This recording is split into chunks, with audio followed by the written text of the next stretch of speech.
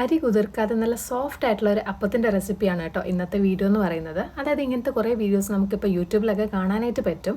അപ്പോൾ അങ്ങനെ ഒരു റെസിപ്പി എനിക്ക് എൻ്റെ അമ്മ ഷെയർ ചെയ്യും. അങ്ങനെയാണ് ഞാനിത് ട്രൈ ചെയ്യുന്നത്. പക്ഷേങ്കിലും ഇറ്റ് റിയലി വർക്ക്. നല്ല സോഫ്റ്റ് ആയിട്ടുള്ള അപ്പമായിരുന്നു. അപ്പോൾ നിങ്ങളിലേക്കും കൂടെ ഈ ഒരു റെസിപ്പി ഒന്ന് ഷെയർ ചെയ്യാണ് കേട്ടോ.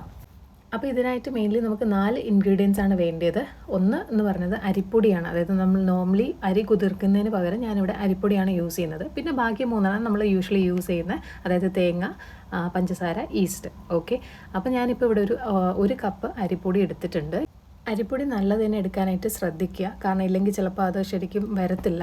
ഇപ്പോൾ ഞാൻ ഈ യൂസ് ചെയ്യുന്നത് റെഡിമെയ്ഡായിട്ട് വാങ്ങിച്ച അരിപ്പൊടിയാണ് കേട്ടോ. അതായത് ഈ അപ്പപ്പൊടി, ഇടിയപ്പപ്പൊടി എന്നൊക്കെ പറഞ്ഞ് നമുക്ക് വാങ്ങാൻ കിട്ടുമല്ലോ, അതാണ് ഞാൻ ഈ യൂസ് ചെയ്യുന്നത്.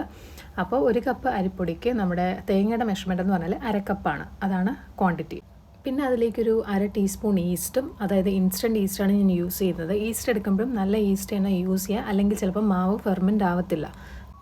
പിന്നെ അതിലേക്കൊരു 1 ടീസ്പൂൺ പഞ്ചസാരയും പിന്നെ 1 കപ്പ് വെള്ളം, അതായത് ഏത് കപ്പിലാണോ മാവ് എടുത്തത് അതേ സെയിം കപ്പിൽ 1 കപ്പ് വെള്ളം കൂടെ ചേർത്ത് മിക്സറിലിട്ട് നന്നായിട്ടൊന്ന് അരച്ചെടുക്കുക.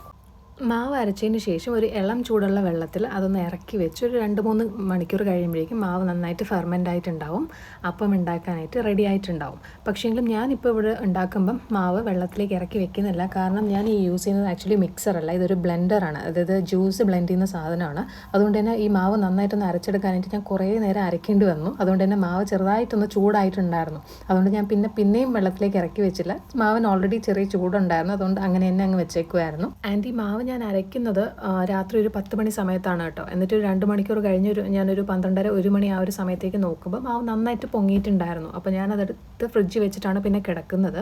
അപ്പോൾ നിങ്ങൾക്ക് വേണമെന്നുണ്ടെങ്കിൽ രാവിലെ വേണമെങ്കിലും ഇത് അരച്ചിട്ട് വെക്കാം. അപ്പോൾ ഒരു 2 മണിക്കൂർ കഴിയുമ്പോഴേക്കും മാവ് ഫെർമെൻ്റായി കിട്ടും. അപ്പോൾ ഇത് എനിക്ക് നന്നായിട്ട് ഈ ഒരു റെസിപ്പി വർക്ക് ചെയ്തായിരുന്നു കേട്ടോ. പിന്നെ ഞാനിത് ഉണ്ടാക്കുന്ന വീഡിയോ എടുത്തില്ല, കാരണം ഇവിടെ ഞങ്ങൾക്ക് അപ്പച്ചട്ടിയൊന്നും ഇല്ല. കാരണം സ്റ്റൗ അല്ല, ഹോട്ട് പ്ലേറ്റ് ആണ്. അതുകൊണ്ട് തന്നെ അപ്പച്ചട്ടി യൂസ് ചെയ്യാൻ പറ്റാത്തതുകൊണ്ട് ഞാനിതിനെ ദോശ പോലെയായിരുന്നു ചുട്ടെടുത്തത്. പക്ഷേങ്കിലും ഇത് നല്ല സോഫ്റ്റ് ആയിരുന്നു കേട്ടോ.